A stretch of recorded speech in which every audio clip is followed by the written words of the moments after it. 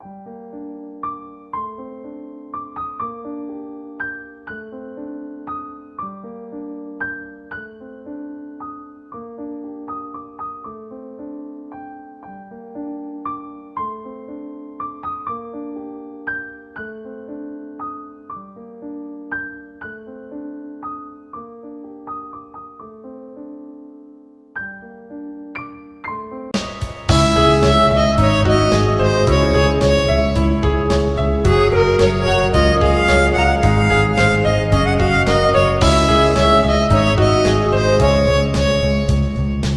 Friends, welcome to Harish academy. ఈరోజు వార్తలు నిలిచిన జాతీయ, అంతర్జాతీయ, రాష్ట్రీయ అంశాల గురించి, వార్తలు నిలిచిన వ్యక్తులు, అవార్డులు, పుస్తకాలు, మరి క్రీడా సంబంధిత సమాచారం, ఒక్కొక్క అంశాన్ని వివరంగా తెలుసుకుందాం. ఈరోజు మన ఫస్ట్ టాపిక్ వచ్చేసి భారతదేశ చరిత్రలోనే మొట్టమొదటిసారి ఆవు పేడతో తయారు చేయబడిన ఒక ప్రత్యేక బ్రీఫ్ కేస్ లేదా సూట్ కేసులో ఒక రాష్ట్రానికి సంబంధించిన వార్షిక బడ్జెట్ డాక్యుమెంట్స్ లేదా బడ్జెట్ పత్రాలను తీసుకువస్తూ ఒక రాష్ట్ర ముఖ్యమంత్రి ప్రత్యేక ఆకర్షణగా ఈరోజు వార్తలు నిలిచారు. ఒక రాష్ట్ర ముఖ్యమంత్రి అంటున్నాను, ఏ రాష్ట్రం అంటే ఛత్తీస్గఢ్ రాష్ట్రం అని గుర్తుంచుకోండి. సో ఛత్తీస్గఢ్ రాష్ట్రానికి ప్రస్తుతం ముఖ్యమంత్రిగా ఎవరు విధులను నిర్వర్తిస్తున్నారు? భూపేష్ బఘేల్ గారు. సో భూపేష్ బఘేల్ గారు ఛత్తీస్గఢ్ రాష్ట్రానికి సంబంధించిన వార్షిక బడ్జెట్ డాక్యుమెంట్లు అంటున్నాను. వార్షిక బడ్జెట్ డాక్యుమెంట్లు అంటే ఏంటి? 2022-2023 ఆర్థిక సంవత్సరానికి సంబంధించిన బడ్జెట్ డాక్యుమెంట్స్ ఏవైతే ఉంటాయో, బడ్జెట్ పత్రాలు ఏవైతే ఉంటాయో, ఛత్తీస్గఢ్ రాష్ట్రానికి సంబంధించిన బడ్జెట్ డాక్యుమెంట్స్ ఏవైతే ఉంటాయో వాటిని ఆవు పేడతో తయారు చేయబడిన ఒక ప్రత్యేక బ్రీఫ్ కేస్ లేదా సూట్ కేసులో తీసుకువస్తూ భారతదేశ చరిత్రలోనే ఒక ప్రత్యేక ఆకర్షణగా ఈరోజు వార్తలు నిలిచారు. మనకు సాంస్క్రిట్లో ఒక ఫేమస్ సేయింగ్ ఉంటుంది. అదేంటంటే గోమయే వసతే లక్ష్మి, గోమయే వసతే లక్ష్మి, గోమయే వసతే లక్ష్మి అంటే అర్థం ఏంటి? తెలుగులో అర్థం ఏంటంటే, ఇది సాంస్క్రిట్ సేయింగ్. అర్థం తెలుగులో ఏంటంటే లక్ష్మీదేవి లేదా లక్ష్మీమాత ఆవు పేడలో దర్శనమిస్తుంది, ఆవు పేడలో ఉంటుంది అని చెప్పేసి. సో ఈ సెంటెన్స్ గుర్తుంచుకోండి. ఇక్కడ కూడా లక్ష్మీదేవి ఏదైతే ఉంటుందో ఈ ఆవు పేడలో ఉంటుంది. సింపుల్గా రాష్ట్ర బడ్జెట్ అనేది రాష్ట్ర ఆర్థిక రంగానికి సంబంధించి చాలా ఇంపార్టెన్స్గా ఉంటుంది. అలాంటి బడ్జెట్ డాక్యుమెంట్స్ని ఈ ఆవు పేడతో తయారు చేయబడిన ఒక ప్రత్యేకమైన బ్రీఫ్ కేసులో తీసుకువచ్చారు. అండ్ ఈ ఆవు పేడతో బ్రీఫ్ కేస్ని ఎవరు తయారు చేశారంటే ఛత్తీస్గఢ్ రాష్ట్రంలోని కొండగావ్ అనే ఒక ప్రాంతానికి సంబంధించిన గిరిజన మహిళలు పూర్తి స్వదేశీ పరిజ్ఞానంతో స్థానికంగా అటవీ ప్రాంతాల్లో దొరికే కలప కానివ్వండి, అటవీ ప్రాంతాల్లో దొరికే అడిటివ్స్ కానివ్వండి యాడ్ చేసేసి ఈ ప్రత్యేకమైన బ్రీఫ్ కేస్ని తయారు చేస్తారు. ముఖ్యంగా ఈ బ్రీఫ్ కేస్కి హ్యాండిల్ ఉంటుంది కదా, హ్యాండిల్ అనేది గట్టిగా ఉండాలి. అలాంటి హ్యాండిల్ని ఎలా తయారు చేస్తారంటే వెదురు నుండి కలప ఉంటుంది కదా, ఆ కలపని ఈ హ్యాండిల్గా మార్చడం జరిగింది. అండ్ ఆవు పేడలో స్థానికంగా మనం ఏవైతే వాడతామో వంటకాల్లో వాడే పిండి కానివ్వండి, కొన్ని అడిటివ్స్ కానివ్వండి, గమ్మి ఐటమ్స్ కానివ్వండి, పూర్తి స్వదేశీ పరిజ్ఞానంతో స్థానికంగా అడవుల్లో దొరికే ప్రకృతి నుండి వచ్చే ఐటమ్స్ ఏవైతే ఉంటాయో వాటిని యాడ్ చేసేసి కేవలం 10 రోజుల్లోనే ఈ బ్రీఫ్ కేస్ని తయారు చేయడం జరిగింది. మరి ఎందుకు ఇంత ఇంపార్టెన్స్ అంటే, ఇటీవల ఛత్తీస్గఢ్ రాష్ట్రం ఆవు పేడకు ప్రాధాన్యతనిస్తూ తరచూ వార్తలు ఇస్తుంది. ఇప్పటికీ ఛత్తీస్గఢ్ రాష్ట్రానికి సంబంధించి చాలా అంశాలు మనం డిస్కస్ చేసాం. గోదాన్ న్యాయ యోజన అని చెప్పేసి, గోదాన్ న్యాయ యోజన భారతదేశంలోనే ఆవు పేడను సీసీటీవీలతో సర్విలెన్స్ చేస్తున్న ఏకైక రాష్ట్రం. ఆవు పేడకు దొంగలు పెరిగారు. అక్కడ ఆవు పేడ ఎక్కడ కనిపించినా కూడా దొంగతనం చేసేవారు పెరిగారు. అందువల్ల రాష్ట్ర ప్రభుత్వం ఏం చేసిందంటే, ఎక్కడైతే ఈ ఆవు పేడను భద్రపరిచే ప్రదేశాలు ఉంటాయో వాటిని సీసీటీవీలతో సర్విలెన్స్ చేస్తున్నారు. మరి ఎందుకు ఆవు పేడకు అంత డిమాండ్ వచ్చింది అంటే, డిమాండ్ వస్తేనే కదా దొంగతనం చేసేది. ఎందుకు ఆ డిమాండ్ రావడం జరిగిందంటే, ఇటీవల ఛత్తీస్గఢ్ రాష్ట్ర ప్రభుత్వం రాష్ట్రంలో ఈ గోపాలులు ఎవరైతే ఉంటారో, ముఖ్యంగా ఆవులను పెంచే వాళ్ళు ఎవరైతే ఉంటారో, గో సంరక్షకులు ఎవరైతే ఉంటారో వారి నుండి ఆవు పేడను కొనడం జరుగుతుంది. అలా కిలో పేడ 2 రూపాయలు కొంటుంది. ఆ ఆవు పేడ ఏదైతే ఉంటుందో, కలెక్ట్ చేసిన పేడ ఉంటుంది కదా, దానిని ఎరువుగా మారుస్తుంది. ఈ ఎరువు ఎవరికి ఉపయోగపడుతుంది? రాష్ట్రంలోని వ్యవసాయం పైన ఆధారపడిన రైతులకు. సో ఈ ఎరువుని వీరికి 4 రూపీస్కి అమ్మేస్తుంది. అలా గవర్నమెంట్ బెనిఫిట్ అవుతుంది, గో సంరక్షకులు బెనిఫిట్ అవుతున్నారు, ఆవులు ఉన్న వాళ్ళు. అండ్ రాష్ట్రంలో సేంద్రియ వ్యవసాయానికి ప్రత్యేక ప్రాధాన్యత ఇచ్చిన రాష్ట్రంగా మనకి ఛత్తీస్గఢ్ రాష్ట్రం వార్తలు ఇస్తుంది. ఇదొకటి ఇంపార్టెంట్. అండ్ ఇటీవల దీపావళి పర్వదినం సందర్భంగా గోపాష్టమి అనే ఒక ప్రత్యేక కార్యక్రమం గురించి మనం డిస్కస్ చేసాం. గోపాష్టమి, ఈ గోపాష్టమి కార్యక్రమంలో భాగంగా ఛత్తీస్గఢ్ రాష్ట్ర ముఖ్యమంత్రి కొరడా దెబ్బలు కూడా తిన్నాడని చెప్పాను. సో ఇదే కానివ్వండి. అండ్ ఇటీవల కాలంలో గోవులకి సంబంధించి ప్రాకృతిక్ Vedic paint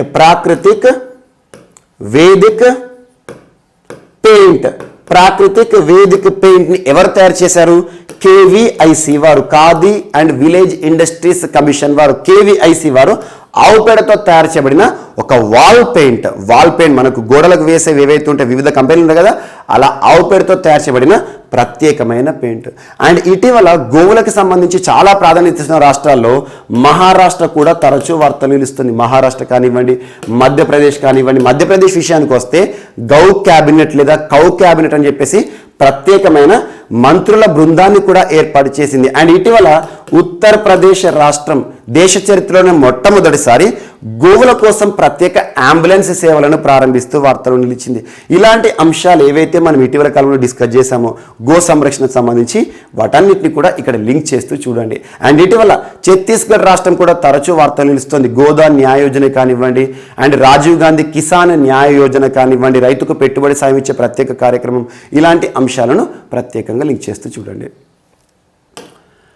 and next Chhattisgarh రాష్ట్రానికి సంబంధించి మరొక ప్రోగ్రామ్ కూడా ఈరోజు వార్తలు ఇచ్చింది. ఛత్తీస్గఢ్ ఈరోజు 2 అంశాలతో వార్తలు ఇచ్చింది. సెకండ్ ప్రోగ్రామ్ వచ్చేసి Kausalya maternity scheme. Chhattisgarh Kausalya maternity scheme అంటే రాష్ట్రంలో గర్భం దాల్చిన మహిళలు ఎవరైతే ఉంటారో, గర్భం దాల్చిన మహిళలు సెకండ్ డెలివరీని దృష్టిలో ఉంచుకొని, సెకండ్ డెలివరీ గనక అమ్మాయి జన్మించింది అనుకోండి, ఒక గర్భం దాల్చిన మహిళకు ప్రసవం పూర్తయ్యాక సెకండ్ డెలివరీలో కనుక డెలివరీ అయ్యాక అమ్మాయి గనక జన్మించింది అనుకోండి, బాలిక గనక జన్మించింది అనుకోండి, వారికి రాష్ట్ర ప్రభుత్వం 5,000 రూపాయల ప్రత్యేక ఆర్థిక సాయాన్ని ఇచ్చే కార్యక్రమమే ఈ కౌశల్య మెటర్నిటీ స్కీమ్, లేదా రాష్ట్ర భాషలో చెప్పుకోవాలంటే కౌశల్య మాతృత్వ యోజన. కౌశల్య అంటే ఫిమేల్ అని అర్థం. సో కౌశల్య మాతృత్వ యోజన అంటే ఇది ఫైనాన్షియల్ అసిస్టెన్స్ అన్నట్టు.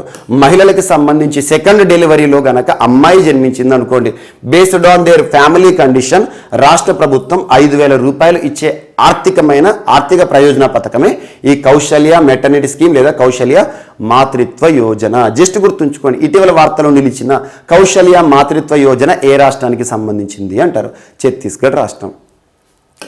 అండ్ మహిళలకు సంబంధించి ఈరోజు హర్యానా రాష్ట్రం కూడా వార్తలు నిలిచింది. అదేంటంటే హర్యానా మాతృశక్తి ఉద్యమిత యోజన. హర్యానా మాతృశక్తి ఉద్యమిత యోజన. గుర్తుంచుకోండి, ప్రోగ్రామ్స్, స్కీమ్స్ ఇవన్నీ కూడా ఒక్కొక్క రాష్ట్రానికి సంబంధించి ఏవైతే కార్యక్రమాలు రాష్ట్ర ప్రభుత్వం ప్రారంభించిన, వివిధ రాష్ట్ర ప్రభుత్వాలు ప్రారంభించినా కూడా దేశవ్యాప్తంగా ఇంపార్టెన్స్తో, దేశవ్యాప్తంగా సిగ్నిఫికెన్స్తో వార్తలు ఇచ్చింది అనుకోండి, అది పోటీ పరీక్షలకు ఇంపార్టెంట్. అందులోనూ మహిళలకు సంబంధించి కాబట్టి మహిళలకు సంబంధించి ఏ రాష్ట్ర ప్రభుత్వం ఎక్కడ ఎలాంటి ఇనిషియేటివ్తో వార్తలు ఇచ్చినా ప్రత్యేకంగా చూడండి. సో హర్యానా రాష్ట్రం అంటున్నాను. హర్యానా రాష్ట్రంలో ప్రస్తుతం అధికారంలో ఉన్న పార్టీ ఏంటి? బీజేపీ. ప్రస్తుతం ముఖ్యమంత్రి ఎవరున్నారు? మనోహర్ లాల్ ఖట్టర్ గారు నిన్నటి రోజున హర్యానా మాతృశక్తి ఉద్యమిత యోజన పేరుతో ప్రత్యేకంగా మహిళలకు సంబంధించి ఔత్సాహిక మహిళలు ఎవరైతే ఉంటారో రాష్ట్రంలో, ఔత్సాహిక మహిళలు అంటే పారిశ్రామికవేత్తలుగా ఎవరైతే కావాలనుకుంటున్నారో మహిళలకు సంబంధించి వారిని గుర్తించి ఫ్యామిలీ ఇన్కమ్ గనక, ఎగ్జాంపుల్ హర్యానా రాష్ట్రంలో కుటుంబ ఆదాయం గనక ఒక సంవత్సరానికి 5 లక్షల రూపాయల లోపు ఎవరికైతే ఉంటుందో ఆ కుటుంబానికి సంబంధించిన మహిళ గనక ఏవైనా చిన్న చిన్న ఎంఎస్ఎంఈ రంగానికి సంబంధించి చిన్న చిన్న వ్యాపారాన్ని ప్రారంభించాలన్నా, ఇండస్ట్రీని ప్రారంభించాలన్నా కూడా రాష్ట్ర ప్రభుత్వం 3 లక్షల రూపాయల ఆర్థిక సాయాన్ని కల్పించే ఒక ప్రత్యేకమైన కార్యక్రమే హర్యానా మాతృశక్తి ఉద్యమిత యోజన. అంటే మహిళలను పారిశ్రామికవేత్తలుగాను వ్యాపారవేత్తలుగాను తీర్చిదిద్దడానికి ఈ ప్రత్యేక ఆర్థిక సాయం అనేది ఉపయుక్తంగా ఉంటుంది. మరి ఎవరైతే ఈ రుణాన్ని తీసుకున్నారో, ఇది రుణం, లోన్, ఎవరైతే ఈ రుణాన్ని తీసుకుంటారో వారికి 7% ఆ వడ్డీ పైన కూడా రాయితీ ఇస్తారంట. ఇదొకటి ఇంపార్టెంట్, జస్ట్ గుర్తుంచుకోండి. ఔత్సాహిక మహిళా పారిశ్రామికవేత్తలను దృష్టిలో ఉంచుకొని, సో కుటుంబ పరిస్థితుల ఆధారంగా, కుటుంబ ఆదాయం ఆధారంగా అంటే సంవత్సరంలో ఫ్యామిలీ ఇన్కమ్ అనేది 5 lakhs లోపు ఎవరికైతే ఉంటుందో హర్యానా రాష్ట్రానికి సంబంధించి ఆ కుటుంబం నుండి ఎవరైనా మహిళ ఏదైనా పరిశ్రమని కానీ చిన్న చిన్న వ్యాపారాన్ని కానీ ప్రారంభించాలనుకుంటే రాష్ట్ర ప్రభుత్వం ఇచ్చే ఆర్థిక సాయమే ఈ ప్రోగ్రామ్ని గుర్తుంచుకోండి. హర్యానా మాతృశక్తి ఉద్యమిత యోజన.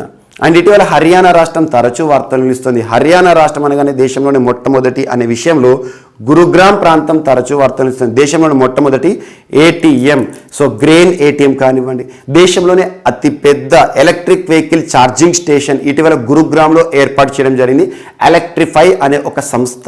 సో ఇలాంటి అంశాలతో పాటు హరిహర్ ప్రోగ్రాం కానివ్వండి, యువతను ఉద్దేశించి ఉపాధి అవకాశాలు కల్పించడంలో భాగంగా హరహిత్ స్టోర్స్ అనే ప్రోగ్రాం కానివ్వండి, ఇలాంటి అంశాలతో తరచూ హర్యానా రాష్ట్రం వార్తలు నిలుస్తుంది. అండ్ నెక్స్ట్ మహిళలకు సంబంధించి మరొక ప్రోగ్రాం వార్తలు ఇచ్చింది. సో ఈ ప్రోగ్రాం గుర్తుంచుకోండి, జరోకా అనే ఒక ప్రత్యేకమైన ఎగ్జిబిషన్ ప్రోగ్రామ్ అని గుర్తుంచుకోండి. భారతదేశంలో ఆల్మోస్ట్ ఒక 13 స్టేట్స్లో 16 లొకేషన్స్లో ఈ ప్రోగ్రామ్ని ప్రారంభించడం జరిగింది on the occasion of international women's day. ఏ మంత్రిత్వ శాఖలు అంటే కేంద్ర ప్రభుత్వానికి సంబంధించి మినిస్ట్రీ ఆఫ్ కల్చర్ సాంస్కృతిక మంత్రిత్వ శాఖ. ప్రస్తుతం కన్సర్న్డ్ పర్సన్ ఎవరు మంత్రిగా డ్యూటీస్ డిశ్చార్జ్ చేస్తున్నారు? జి కిషన్ రెడ్డి గారు, తెలంగాణ సంబంధించి తెలుగు వ్యక్తి. అండ్ ఇంకొక మినిస్ట్రీ ఏంటంటే మినిస్ట్రీ ఆఫ్ టెక్స్టైల్స్. వీరు సంయుక్తంగా ఎక్కడ ప్రారంభించారు ఈ ప్రోగ్రాము? దేశవ్యాప్తంగా అమలవుతుంది కొన్ని స్పెషల్ లొకేషన్స్లో, కానీ ప్రారంభం మాత్రం ఎక్కడ జరిగిందంటే 8th రోజున, ఇంటర్నేషనల్ విమెన్స్ డే రోజున రాణి కమలాపతి రైల్వే స్టేషన్. చాలా ఇంపార్టెంట్. ఇటీవల మనం పేరు మార్పు సంబంధిత అంశంతో డిస్కస్ చేసాం. రైల్వే స్టేషన్, ఆ రైల్వే స్టేషన్ ఏంటి? రాణి కమలాపతి రైల్వే స్టేషన్ ఇటీవల తరచూ వార్తలు నిలుస్తుంది. ఎక్కడ ఉంది అంటే మధ్యప్రదేశ్లోని భోపాల్ రైల్వే స్టేషన్ పేరే రాణి కమలాపతి రైల్వే స్టేషన్. కమలాపతి గారు ఎవరంటే ఒక గోండు రాణి. ఆల్రెడీ తన గురించి మనం డిస్కస్ చేస్తా ఉన్నాం తరచు కూడా. రాణి కమలాపతి రైల్వే స్టేషన్ ఏదైతే ఉందో ఆ రైల్వే స్టేషన్ పరిసర ప్రాంతాల్లో జరోకా అనే ఒక ప్రత్యేకమైన ఎగ్జిబిషన్ని ఏర్పాటు చేయడం జరిగింది. దేనికి సంబంధించి అంటే it is a కంపెండియం of Indian handicrafts, చేతి వృత్తుల ఆధారంగా ఉత్పత్తి అయ్యే వస్తువులు కానివ్వండి, అంటే హ్యాండీక్రాఫ్ట్స్ అంటే హస్తకళలు, handicrafts and handlooms, art and కల్చర్కి ప్రాధాన్యత, మహిళలకు ప్రాధాన్యత. ఇక్కడ మహిళలకు సంబంధించిన ఉత్పత్తులు ఏవైతే ఉంటాయో, హ్యాండీక్రాఫ్ట్స్ ఏవైతే ఉంటాయో వాటికి ప్రత్యేక ప్రాధాన్యత ఇస్తారు. ఈ లొకేషన్ గుర్తుంచుకోండి. దేశవ్యాప్తంగా 13 రాష్ట్రాల్లో 16 లొకేషన్స్లో ప్యారలల్గా ఈ ప్రోగ్రామ్ అనేది రన్ అవుతుంది. ఎప్పుడు క్లోజ్ అవుతుందంటే 14th March. ఈ కన్సర్న్ మినిస్టర్స్ గుర్తుంచుకోండి, ministry of culture and ministry of textiles. And next పరం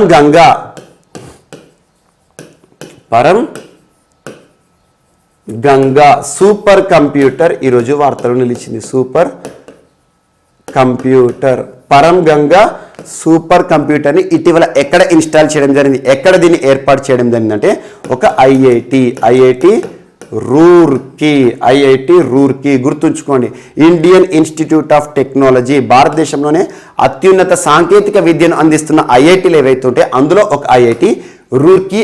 రూర్కీ అనగానే ఏ ప్రాంతం గుర్తుకు రావాలి, ఏ రాష్ట్రం గుర్తుకు రావాలి? ఉత్తరాఖండ్ రాష్ట్రంలోని రూర్కీ పట్టణంలోని ఈ ఐఐటిలో ఎవరు ఏర్పాటు చేశారంటే సీడాక్ సంస్థ, C-DAC centre for development of advanced computing అనే సంస్థ ఏదైతే ఉందో భారతదేశంలో టెక్నాలజీకి సంబంధించిన ఒక అడ్వాన్స్డ్ సంస్థ, కంప్యూటర్లకు సంబంధించి ఈ సంస్థ ఐఐటి రూర్కీలో ఒక సూపర్ కంప్యూటర్ని ఏర్పాటు చేసింది. దీని యొక్క స్పీడ్, సూపర్ కంప్యూటర్ అనగానే స్పీడ్ తెలుసుకోవాలి, 1.6 పెటాఫ్లాప్స్ స్పీడ్తో ఉన్న ఒక సూపర్ కంప్యూటర్ని ఇటీవల సీడాక్ ఎక్కడ ఏర్పాటు చేసిందంటే ఇది గుర్తుంచుకోండి. అండ్ ఇందులో కన్సర్న్ మినిస్ట్రీస్ ఏంటంటే ministry of electronics information technology and at the same time మనకి department of science and technology. ఈ మంత్రిత్వ శాఖల సహకారం, department of science and technology అంటే ministry of science and technology, ఈ మంత్రిత్వ శాఖల సహకారంతో సీడాక్ అనే సంస్థ, centre for development of advanced computing వారు ఇటీవల ఐఐటి రూర్కీలో ఒక సూపర్ కంప్యూటర్ని ఇన్స్టాల్ చేయడం జరిగింది. సూపర్ కంప్యూటర్ అంటే హైయెస్ట్ స్పీడ్గా ఉంటుంది. సో దీని యొక్క స్పీడ్ ఏదైతే ఉంటుందో 1.6 పెటాఫ్లాప్స్. ఇందాక మనం లాస్ట్ ఒక 10 days 15 days బ్యాక్ ఐఐఎస్సి బెంగళూరులో, ఐఐఎస్సి ఇండియన్ ఇన్స్టిట్యూట్ ఆఫ్ సైన్సెస్లో దీనికంటే అడ్వాన్స్డ్, దీనికంటే స్పీడెస్ట్ ఒక సూపర్ కంప్యూటర్ని ఇన్స్టాల్ చేయడం జరిగింది సీడాక్. దాని పేరేంటి? పరం ప్రవేగనేమో. పరం అంటే సూపర్ కంప్యూటర్, పరం ప్రవేగ అంటే IISc Bengaluru Indian institute of sciences. ఇక్కడ పరం గంగా ఐఐటి రూర్కి సీడాక్ వారు ఇన్స్టాల్ చేశారు. వీటిని గుర్తుంచుకోండి, కన్ఫ్యూజ్ అవ్వకండి. And next COVID-19 vaccine 12 years and above up to 18 years ఈ మధ్య ఏజ్ గ్రూప్ వాళ్ళు ఎవరైతే ఉంటారో వీరికి వ్యాక్సిన్ ఇవ్వడంలో భాగంగా అత్యవసర వినియోగానికి సంబంధించిన అనుమతులు పొందుతూ కోవోవాక్స్ అనే ఒక వ్యాక్సిన్ కోవిడ్-19 వ్యాక్సిన్ వార్తలు ఇచ్చింది. కోవోవాక్స్ అంటేనే మనకి ఏ సంస్థ గుర్తుకు రావాలి? Serum institute of India. ఎక్కడుంది serum institute of India? Pune, మహారాష్ట్రలోని పూణే కేంద్రంగా పనిచేస్తున్న సీరం ఇన్స్టిట్యూట్ ఆఫ్ ఇండియా వారు యాక్చువల్గా నోవోవాక్స్ అనే ఒక వ్యాక్సిన్ ఉంటుంది. సో నోవోవాక్స్ అనేది భారతదేశంలో కోవోవాక్స్గా అమల్లోకి వచ్చింది. సో కోవోవాక్స్ యాక్చువల్గా ఇది పూర్తి స్వదేశీ పరిజ్ఞానం కాదు. సో నోవోవాక్స్ అనే ఒక సంస్థ తయారు చేసింది. సో కోవోవాక్స్ అనే వ్యాక్సిన్ ఏదైతే ఉందో సీరం ఇన్స్టిట్యూట్ ఇండియా వారు ఇక్కడ ఇండియాలో తయారు చేస్తున్నారు. ఈ కోవోవాక్స్ వ్యాక్సిన్కి DCGI వారు drug control and general of India భారతదేశంలో ఔషధ నియంత్రణ శాఖ అన్నట్టు drug control and general of India వారు నిన్నటి రోజున కోవోవాక్స్ని 12 సంవత్సరాల నుండి 18 సంవత్సరాల వయస్కుల వారికి వినియోగించడానికి అత్యవసర వినియోగం కోసం అనుమతులను జారీ చేస్తూ వార్తలు నిలిచింది. ఇటీవల కాలంలో DCGI అప్రూవల్ సంబంధిత అంశాల్లో తరచూ ఏదో ఒక వ్యాక్సిన్ వార్తలు ఇస్తుంది. లాస్ట్ టైం మనం కార్బోవాక్స్ గురించి డిస్కస్ చేసాం, అంతకుముందు కోవాక్సిన్ గురించి డిస్కస్ చేసాం. DCGI అనుమతులు లేనిదే భారతదేశంలో ఏ ఒక్క వ్యాక్సిన్ కానివ్వండి, ఏ ఒక్క సిరప్ కానివ్వండి, ఏ ఒక్క ట్యాబ్లెట్ కానివ్వండి, ఎలాంటి మెడికేషన్ కూడా భారతదేశంలో విపణిలోకి అమల్లోకి రాదు. ఇది ఒకటి గుర్తుంచుకోండి. మనకు DCGI అనేదేమో అనుమతులు జారీ చేస్తుంది అండ్ ప్రమాణాలను పాటించడానికి గైడ్లైన్స్ ఇచ్చే వాళ్ళేమో CDSCO central drugs standards and control organisation. ఈ 2 సంస్థలు గుర్తుంచుకోండి. వీరిచ్చిన ప్రమాణాలను పాటిస్తూ ఏవైతే ఫార్మా సంస్థలు ఏదైతే ఫార్మేషన్ చేస్తాయో దానికి ఈ మార్కెట్లో లేదా అత్యవసర వినియోగానికి అనుమతులు ఇచ్చేది మాత్రం drug control general of India. ఈరోజు కోవోవాక్స్ కోవిడ్-19 వ్యాక్సిన్కి భారతదేశంలో 12 ఇయర్స్ అండ్ ఎబో వారికి ఇవ్వడానికి, వారిపైన ప్రయోగించడానికి, వారికి వ్యాక్సిన్ ఇవ్వడానికి అనుమతులు ఇవ్వడం జరిగింది. అండ్ నెక్స్ట్ రిక్లైనింగ్ బుద్ధ వార్తలు నిలిచాడు. రిక్లైనింగ్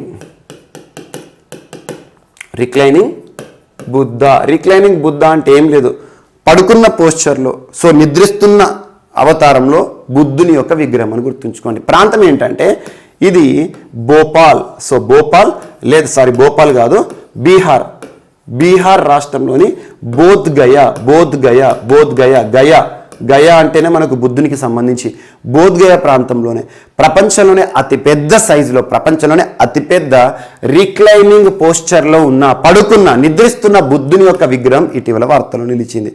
ఈ బుద్ధుని యొక్క విగ్రహాన్ని 2019 నుండి బుద్ధ ఇంటర్నేషనల్ వెల్ఫేర్ మిషన్ వారు తయారు చేస్తున్నారు. బుద్ధ ఇంటర్నేషనల్ వెల్ఫేర్ మిషన్ వారు బోధ్గయ ప్రాంతంలో బీహార్ రాష్ట్రంలో దీన్ని నిర్మిస్తున్నారు. నిర్మాణ ప్రక్రియ ఎప్పుడు ప్రారంభమైందంటే 2019 సంవత్సరంలో. దీని యొక్క ప్రత్యేకత ప్రపంచంలోనే అతిపెద్ద బుద్ధుని విగ్రహం అంటే ఇక్కడ ఇంకోటి గుర్తుంచుకోవాల్సింది రిక్లైనింగ్ అంటే నిద్రిస్తున్న అవతారంలో ఉన్న బుద్ధుడి యొక్క విగ్రహం. దీని యొక్క డైమెన్షన్ కనుక మనం అబ్జర్వ్ చేస్తే 30 feet height and 100 feet width. ఇంత పెద్ద షేప్లో ఉన్న బుద్ధుడి విగ్రహం. సో ప్రపంచాన్ని దృష్టిని ఆకర్షిస్తున్న ఈ బుద్ధుని విగ్రహం అనేది 2023 సంవత్సరం ఫిబ్రవరి మాసం కల్లా నిర్మాణం పూర్తవుతుందట. సందర్శకులకు కూడా అనుమతులు ఇస్తామని చెప్పేసి బుద్ధ ఇంటర్నేషనల్ వెల్ఫేర్ మిషన్ వారు ఒక ప్రత్యేక ప్రకటన చేశారు. ఇది ఒకటి ఇంపార్టెంట్. అండ్ ఇటీవల వార్తలు నిలుస్తున్న విగ్రహాలు ఏవైతే ఉంటాయో స్టాచ్యూ ఆఫ్ ఈక్వాలిటీ సమతామూర్తి విగ్రహం. స్టాచ్యూ ఆఫ్ ఈక్వాలిటీ అనగా మనకు హైదరాబాద్కి సంబంధించి రామానుజాచార్యుల వారి విగ్రహం. And at the same time ఇటీవల స్టాచ్యూ ఆఫ్ యూనిటీ కూడా తరచూ వార్తలు నిలుస్తుంది. సర్దార్ వల్లభాయ్ పటేల్ గారి విగ్రహం కానివ్వండి, ఇలాంటి వాటిని మీరు లింక్ చేస్తూ చూడండి. సో ఒక ప్రత్యేకమైన విగ్రహం, అతిపెద్ద విగ్రహం, బుద్ధుని రిక్లైనింగ్ విగ్రహం. And next Noori two satellite వార్తలు నిలిచింది. నూరి 2 శాటిలైట్. దీని యొక్క ప్రత్యేకత ఏంటంటే ఇది మిలిటరీ శాటిలైట్. ఇటీవల ఎవరు ప్రయోగించారంటే ఇరాన్ అని గుర్తుంచుకోండి. జస్ట్ ఈ దేశం పేరు గుర్తుంచుకోండి, నూరి అని గుర్తుంచుకోండి. నూరి అంటే అర్థం లైట్. మరి నూరి 2 అంటున్నాను. నూరి 1ని 2020 సంవత్సరంలో ఇరాన్ వాళ్ళు ప్రయోగించడం జరిగింది.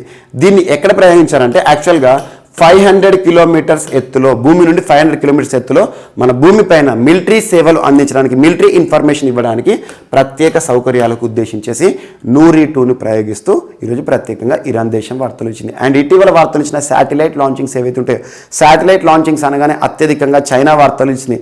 తరచూ లాంగ్ మార్చ్ ప్రయోగాల ద్వారా ఏదో ఒక శాటిలైట్ను ప్రయోగిస్తూ ఉంటుంది. అందులో ఇంపార్టెన్స్ ఏవైతే ఉన్నాయో ఇటీవల కాలంలో NEO-01 కానివ్వండి, షిజ్వాన్ కానివ్వండి, వీటి గురించి ప్రత్యేకంగా చూడండి. అండ్ భారతదేశం విషయానికి వస్తే PSLV C-52 ప్రయోగం, దీనిపైన ప్రత్యేకంగా చూడండి. సో ఇలాంటి అంశాలు లింక్ చేసుకోండి. అండ్ నెక్స్ట్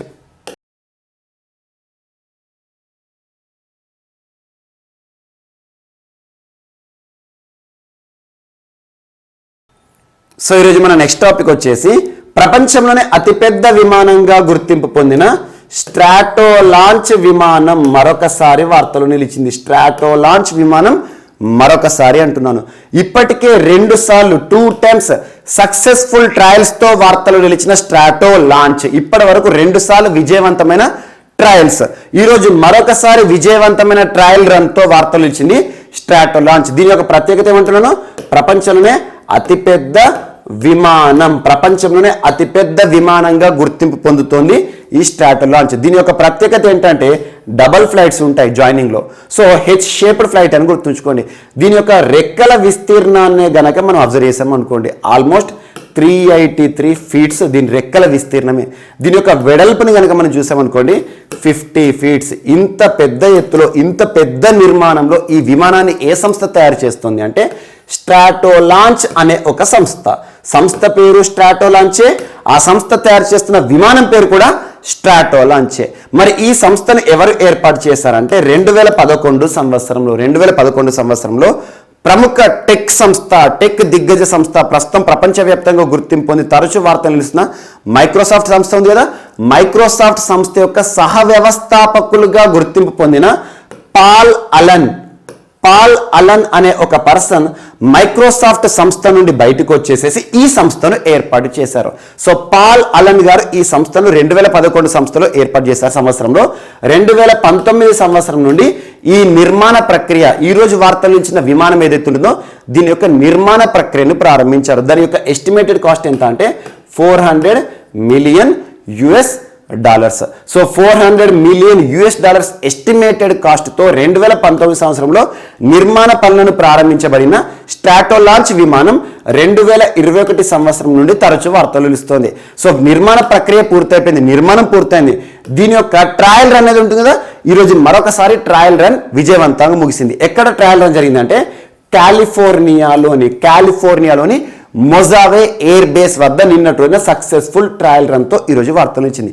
అతి త్వరలో ప్రపంచంలోనే అతిపెద్ద ప్యాసింజర్ ఫ్లైట్గా గుర్తింపు పొందనుంది ఈ స్ట్రాటో లాంచ్ విమానం. అండ్ ఇటీవల కాలంలో తరచూ విమానాలు వార్తలు నిలుస్తున్నాయి. యుక్రెయిన్కి సంబంధించి ప్రపంచంలోనే అతిపెద్ద కార్గో ఫ్లైట్గా గుర్తింపు పొందిన మ్రియా అనే ఒక విమానాన్ని, ప్రపంచంలోనే అతిపెద్ద కార్గో ఫ్లైట్ని రష్యా సైనికులు, రష్యాకి సంబంధించిన మిసైల్స్ కూల్చిపారేయడం జరిగింది. అలాంటి అంశాలు కానివ్వండి, భారతదేశానికి సంబంధించి Hansa new generation Hansa NG trainee flight వార్తలు నిలిచింది. ఇలాంటివి కానివ్వండి. అండ్ ప్రపంచంలోనే మొట్టమొదటిసారి సౌరశక్తి లేదా సోలార్ ఫ్యూయల్ ఆధారంగా నడిచే స్విస్ ఎయిర్ సంస్థకి సంబంధించిన ఒక విమానం గురించి ఇటీవల డిస్కస్ చేసాం. వీటన్నిటి కూడా ప్రత్యేకంగా చూడండి. And next Manas tiger reserve, Manas tiger reserve and Manas national park అనగానే ఏ రాష్ట్రం గుర్తుకు రావాలి? అస్సాం రాష్ట్రం. సో అస్సాం రాష్ట్రంలోని మనాస్ టైగర్ రిజర్వ్ ఈరోజు ప్రత్యేకంగా ఒక గుడ్ న్యూస్తో వార్తనిచ్చింది. అదేంటంటే ఈ tiger reserve is meant for tigers.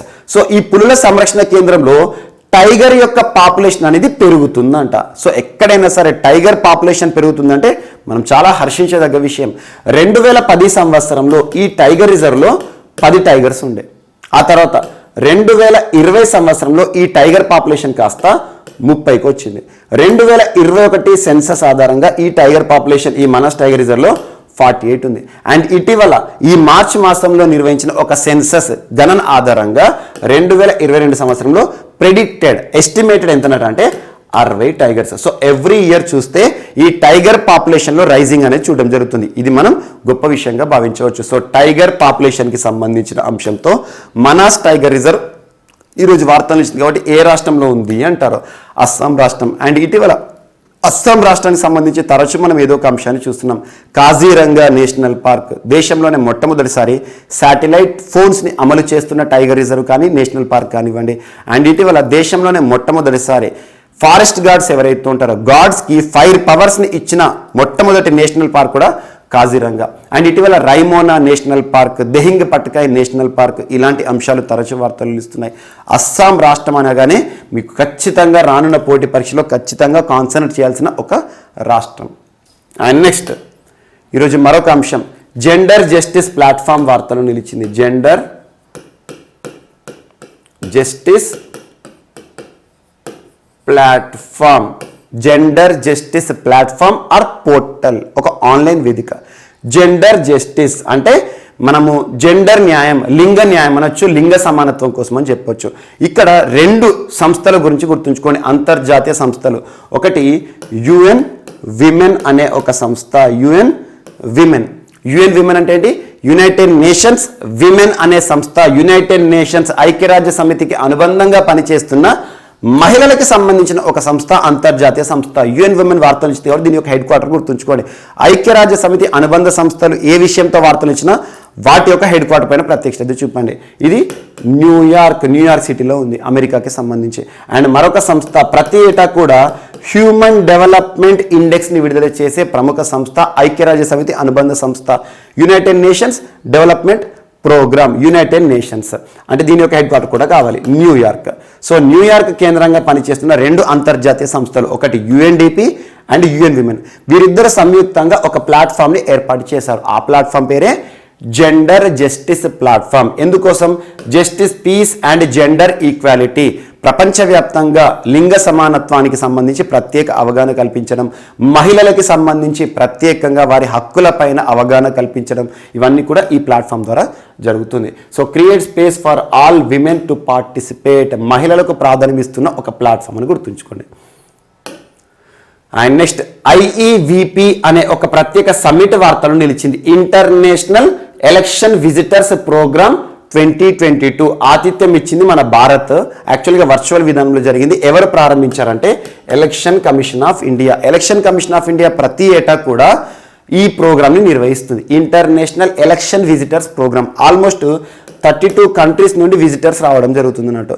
So అలాంటిది ఎలక్షన్ కమిషన్ ఆఫ్ ఇండియా ఆధ్వర్యంలో ముఖ్యంగా ఎలక్టోరల్ ప్రాసెస్ గురించి కానివ్వండి, ఎలక్టోరల్ రోల్స్ గురించి కానివ్వండి, ఓటు హక్కు గురించి కానివ్వండి, ప్రత్యేకమైన కార్యక్రమాలు ఇందులో నిర్వహిస్తారు. 32 కంట్రీస్కి సంబంధించిన, డెమోక్రసీకి సంబంధించిన నేషన్ ఎవరైతే ఉంటారో వారు ఇక్కడ పార్టిసిపేట్ చేయడం జరుగుతుంది. So election commission of India అంటున్నాను. ఎలక్షన్ కమిషన్ ఆఫ్ ఇండియా అంటే భారతదేశంలో రాజ్యాంగబద్ధ సంస్థ, కాన్స్టిట్యూషనల్ బాడీ. అంటే రాజ్యాంగంలోని ఏదో ఒక ప్రకరణ ఒక సంస్థ గురించి ప్రస్తావిస్తుంది అనుకోండి, దాన్ని రాజ్యాంగబద్ధ సంస్థ అంటాం. మరి election commission of India article 324 ఆధారంగా పనిచేస్తున్న ఒక సంస్థ. సో గుర్తుంచుకోండి.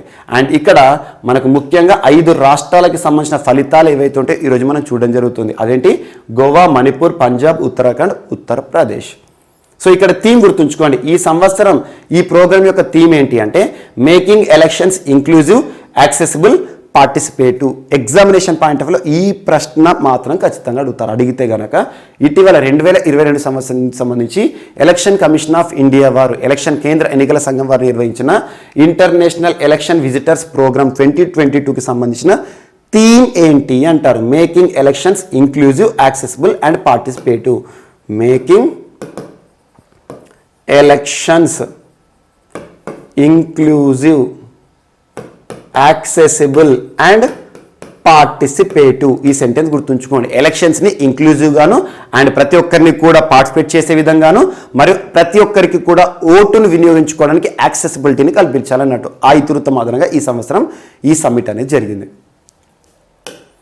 And next RBI, reserve bank of India. భారతదేశంలో బ్యాంకులకే బ్యాంక్ అని చెప్తాము. Reserve bank of India, banker to the banks. భారతదేశంలోనే అత్యున్నత bank, supreme bank, apex bank, federal bank, ఏ పేరుతో పిలిచినా ఒకటే. భారతదేశంలో బ్యాంకింగ్ వ్యవస్థను నిర్వహిస్తున్న నియంత్రణ సంస్థ ఆర్బీఐ ఇటీవల బీ అవేర్ అనే ఒక ప్రత్యేక బుక్ని ఆవిష్కరించింది, లేదా ఒక ప్రత్యేక కార్యక్రమాన్ని ప్రారంభించింది. Book and programme. సో ఈ ప్రోగ్రామ్ యొక్క ఉద్దేశం ఏంటంటే బీ అవేర్. అవేర్ అంటే మనం కాన్సన్ట్రేషన్తో ఉండడం లేదా మనం నిమగ్నం అవ్వడం అన్నట్టు. అంటే అవేర్నెస్ క్రియేట్ చేయడం, అవగాహన అన్నట్టు. దేనిపైన అవగాహన అంటే మనీకి సంబంధించి ఫ్రాడ్స్ జరుగుతూ ఉంటాయి బ్యాంకింగ్ రంగంలో జరుగుతున్న మోసాలు ఏవైతే ఉంటాయో, ప్రస్తుతం మనం సైబర్ రంగంలో ముఖ్యంగా ఆన్లైన్ యుగంలో ఆన్లైన్ మనీ ట్రాన్సాక్షన్ విషయంలో చాలామంది సమస్యలు ఎదుర్కొంటూ ఉంటారు. కొంతమంది ఫ్రాడ్ కాల్స్కి కూడా రెస్పాండ్ అవుతారు. ఎగ్జాంపుల్, మీకు ఇంత డబ్బు వచ్చింది, మీరు 10,000 డిపాజిట్ చేస్తే మీకు ₹1,00,000 ఇస్తామని చెప్పేసి ఇలాంటి ప్రలోభాలకు గురయ్యే వాళ్ళు ఇప్పటికీ కూడా ఉన్నారు. సో అలా ఆన్లైన్ మనీ ట్రాన్సాక్షన్ విషయంలో ఈ ఆన్లైన్ బ్యాంకింగ్ సిస్టంలో మోసాలు ఏవైతే ఉంటాయో ఆ మోసాల పట్ల ప్రజలకు ప్రత్యేకమైన అవగాహన కల్పించడానికి ఈ అంశంతో ఈరోజు వార్తలు ఇచ్చింది reserve bank of India. Be aware. మనకు బ్యాంకింగ్ వ్యవస్థలో చోటు చేసుకుంటున్న, ఆన్లైన్ విధానంలో చోటు చేసుకుంటున్న మోసాలపైన ప్రజలకు ప్రత్యేకమైన అవగాహన కల్పించడం. అండ్ నెక్స్ట్, తెలంగాణ రాష్ట్రానికి సంబంధించి రాష్ట్రీయ అంశాల్లో భాగంగా తెలంగాణ రాష్ట్రానికి సంబంధించి ఒక అంశం వార్తలు ఇచ్చింది. అదేంటంటే ఉద్యమిక అనే ఒక ప్రత్యేకమైన ప్లాట్ఫామ్ లేదా పోర్టల్. ఉద్యమిక అనే ఒక పోర్టల్ని అతి త్వరలో, ఒక ప్లాట్ఫామ్ని, ఒక వేదికను అతి త్వరలో ప్రారంభించబోతున్నట్టుగా తెలంగాణ రాష్ట్ర ఐటీ శాఖ మంత్రి, తెలంగాణ రాష్ట్రంలో IT information technology ministry and ministry of municipalities and ministry of industries, 3 మంత్రిత్వ శాఖలకు ఒకరే మంత్రి. ఎవరు? కేటీఆర్ గారు. సో కేటీఆర్ గారు ఉద్యమిక పోర్టల్ లేదా ఉద్యమిక ప్లాట్ఫామ్ గురించి ఏమని చెప్తున్నారంటే, అతి త్వరలో రాష్ట్రంలో పారిశ్రామికవేత్తలుగా ఉన్న మహిళలు ఎవరైతే ఉంటారో వారికి సంబంధించిన పారిశ్రామిక సమస్యలను, ఆ డిస్ప్యూట్స్ ఏవైతే ఉంటాయో వాటిని రిజాల్వ్ చేయడానికి ఉద్యమిక అనే ఒక పోర్టల్ని, ఒక ప్లాట్ఫామ్ని, ఒక వేదికని, ఒక వెన్యూని ఏర్పాటు చేయబోతున్నట్టుగా ఒక ప్రత్యేక ప్రకటనతో వార్తలు ఇచ్చారు. ఆ నిన్నటి క్లాస్లో కూడా మనం డిస్కస్ చేసాము. భారతదేశ చరిత్రలోనే మొట్టమొదటి 100% విమెన్ ఇండస్ట్రియల్ పార్క్ అనే ఒక అంశాన్ని, అందులో భాగంగా దీన్ని యాడ్ చేసుకోండి సరిపోతుంది. సో ఇటీవల అంతర్జాతీయ మహిళా దినోత్సవం సందర్భంగా ఈ న్యూస్ అనేది వార్తలు ఇచ్చింది.